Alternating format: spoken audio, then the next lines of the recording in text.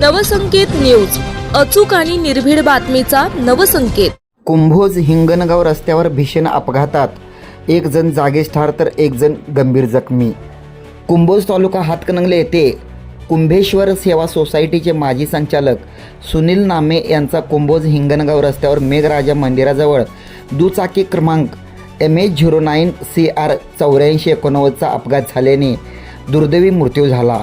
त्यांच्यासोबत असलेले योगेश चव्हाण हे गंभीर जखमी झाले आहेत। अपघात नेमका कशामुळे झाला हे अद्याप समजू शकले नाही। घटनेची माहिती मिळताच हातकणंगले पोलीस घटनास्थळी दाखल झाले असून पुढील तपास सुरू आहे। या अपघातामुळे परिसरात हळहळ व्यक्त होत असून कुंभोज व परिसरातील नागरिकांनी घटनास्थळी मोठी गर्दी केली होती। अधिक तपास हातकणंगले पोलीस करीत आहेत। नवसंकेत न्यूजसाठी विनोद शिंगे।